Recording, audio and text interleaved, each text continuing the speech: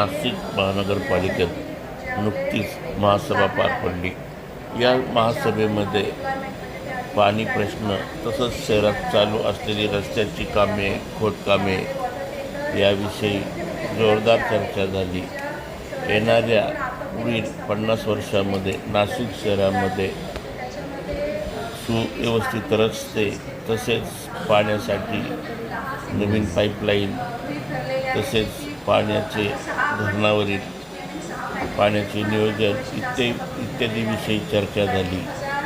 यावेळेस नाशिक शहराचे महानगरपालिकेचे आयुक्त मनीषा खत्री यांनी देखील अधिकाऱ्यांना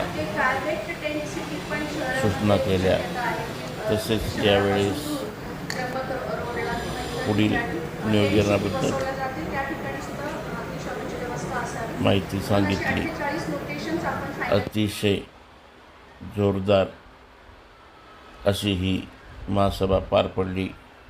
महासभेमध्ये पुढील 50 वर्ष पाण्याच्या समस्येबाबत कसे नियोजन केले आहे त्याबाबत सांगितले। माझे नगरसेवक आहे किंवा आज पण जे आलेले आहेत त्यांनी पण भरपूर फॉलोअप तसा ठेवला होता। खूप ते पण कॉरेस्पॉन्डन्स अवेलेबल आहे आपल्याकडे। माननीय गृहमंत्री साहेबांकडे पण आपण तो तसा कॉरेस्पॉन्डन्स त्यांच्या मार्फत झाला आहे। त्यांचे पण शिक्के आहे, CM साहेबांचे पण काही शिक्के आहेत की हे काम केले पाहिजे। तर अशा प्रकारे आपण भरपूर फॉलोअप ठेवला होता वेगवेगळे माध्यमात। तर तो एक विषय आपण केला। नंतर आता जे काम चालू आहे ते तर सगळं तुम्हाला दाखवलंच। आणि आता पाणी पुरवठा विभाग निगडीत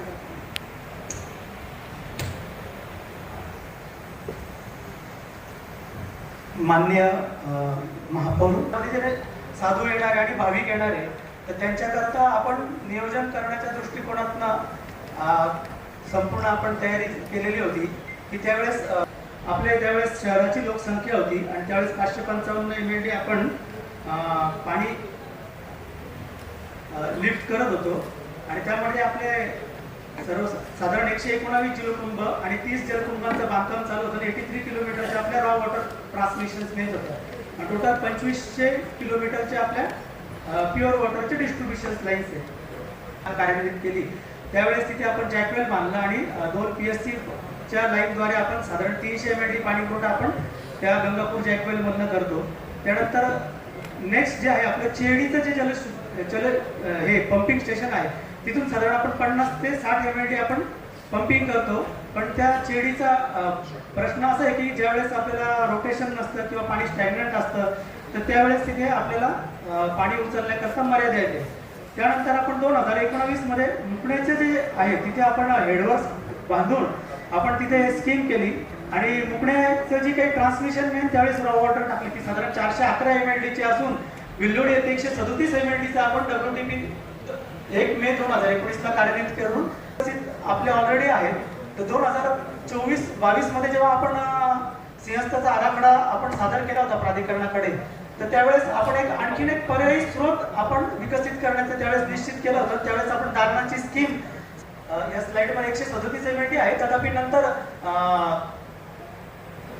प्रयागराजचा जो काही कुंभमेळा झाला होता त्याच्यानंतर ही मागणी आपण सुधारित केलेली आहे आणि त्या सुधारित मागणी ते बांधणार आहोत आणि 935 MLD आपण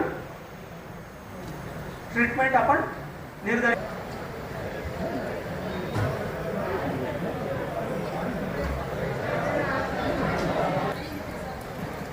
मध्ये इथे राहणार आहेत त्या 3 महिन्याच्या कालावधीमध्ये।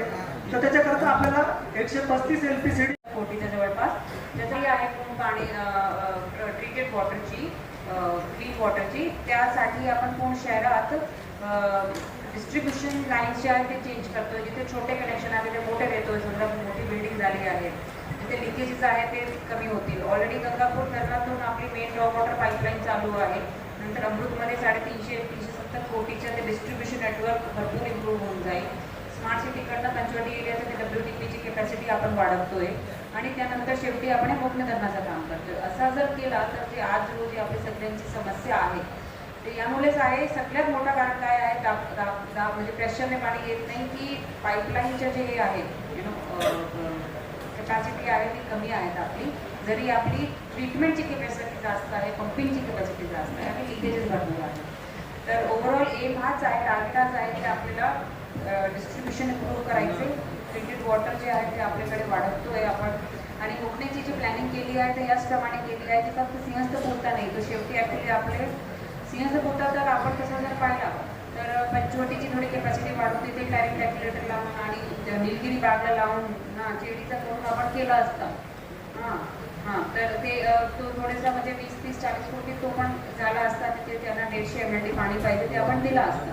परंतु त्यापेक्षा आपण एक परमनंट सोल्युशन काढलं की ज्याच्यात आपल्या शहराचा खूप मोठा फायदा होईल. म्हणून आपण थोडा ग्रीन बॉन्ड रेस करून WTPचा काम पण हाती घेतलं. ग्रीन बॉन्ड प्लस अगोदर कोम्युनिटी दिली होती, नंतर आपल्याला 25% असं टाकायचं म्हणून आपण ते ग्रीन बॉन्डमधून टाकतोय. तर ओव्हरऑल याचा तोच एक म्हणजे फायदा होईल. पुढच्या 30-35 वर्षापर्यंत आपल्या शहराच्या पाणीचा विषय आता हे होऊन जाईल. परंतु याला कामाला वेळ लागतो. वितरण प्रणालीला पण नेहमीचे काळात तर 2-3 वर्ष लागतात, आपण 1 वर्ष लागतो. तसाच WTP पण जे आपण करतोय तो पण आपण तसं 2 फेजेसमध्ये पकडला आहे.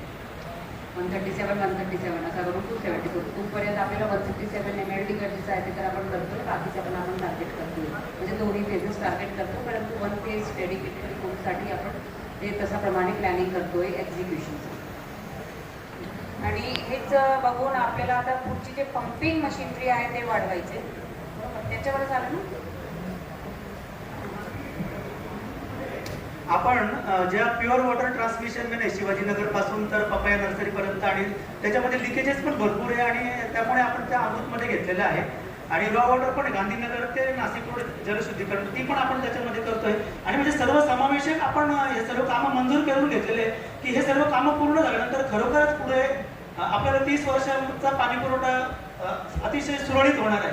परंतु ह्या कामांना थोडा विलंब, म्हणजे कामं आता वर्क ऑर्डर जरी अमृतची ती ऑगस्टमध्ये दिलेली आहे आणि ह्या मुकण्याची जी आहे ती ऑक्टोबरमध्ये दिलेली आहे. सदरची कामं प्रगतीत असून आपण युद्ध पातळीवर ते कामं पूर्ण करण्याचा प्रयत्न करत आहोत. तर त्याला जे काही कालावधी लागणार आहे नैसर्गिक ते कामं पूर्ण होण्याकरता, तो झाल्यानंतर खरोखरच शहरातला पाणी पुरवठा जो आहे म्हणजे लोकांना अपरात्री वगैरे पाणी येणं किंवा हे सर्व प्राणी आपण त्याच्यातलं दोष जे आहे ते निवारण करणार आहे. नवीन नाशिकचं सुद्धा होणार आहे मॅडम, त्याला आपण नाही नवीन नाशिकमध्ये सुद्धा मॅडम मुकण्याचं जेव्हा आपल्याला प्लॅन्ट 411 MLD होणार आहे त्यावेळेस आपण तो प्लॅन्ट जो आहे पूर्ण क्षमतेने चालू 411ने, आणि त्याचं जे आता जे काही 24 तास प्लॅन्ट चालवतो आपण 10 ते 12 तास आपण तेवढ्या वेळात ते प्लॅन्ट चालवून आणि संपूर्ण नवीन नाशिक पूर्वची जी काही मागणी आहे पाण्याची ती आपण पूर्ण करू आपण त्या पद्धतीने.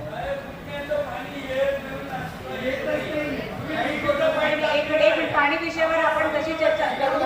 आता पुढचा विषय आहे आपली जे गंगापूर मशिनरी.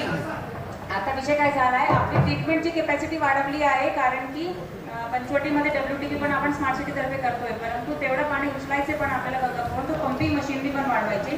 त्यासाठी आम्ही अगोदर प्राधिकरणाकडे डिमांड केली होती. ते आता मागच्या CM साहेबांची मीटिंगमध्ये मग आपण CM साहेबांकडून ते इन्स्ट्रक्शन्स करून घेतले की ते प्राधिकरणाने ते पैसे आम्हाला द्यावे. ते 26-27 कोटी जवळपास तो पण आपण प्राधिकरणाकडून आता प्रमाण घेतोय पुढची मीटिंगमध्ये. तर एक पंपिंग मशिनरीचा आपण ते वाढ करतोय तिथे. तसा तिथे जे सगळे सबस्टेशन वगैरे करायचे होते WTP वाढतोय आपल्या सगळे, ती गोष्टी पण आपण प्राधिकरणाकडून किंवा DPTC मधून आपण करून घेतोय. नाशिक शहरात जवळपास 6 ते 7 कोटी भाविक कुंभमेळ्यासाठी येणार आहेत. त्याचप्रमाणे मोठ्या प्रमाणात साधू संत देखील येणार आहे. तर साधू संत या ठिकाणी साधुग्राम या ठिकाणी राहणार आहेत. तर त्यांना पाणी, अन्न इत्यादीविषयी नियोजन करणे महत्त्वाचे आहे. त्यासाठी देखील नियोजन करण्यात येणार असल्याचे सांगितले. जवळपास 15,000 कोटीचा प्रस्ताव हा कुंभमेळा प्राधिकरणाने शासनाकडे पाठवला होता आणि त्यामध्ये 1260 कोटी फक्त त्यांच्याकडे मंजूर झालेले आहे. आणि म्हणून मला असं वाटतं की नाशिक महानगरपालिका प्राधिकरण ही सक्षम प्राधिकरण आहे आणि जेव्हा यांनी प्रस्ताव पाठवले ते प्रस्ताव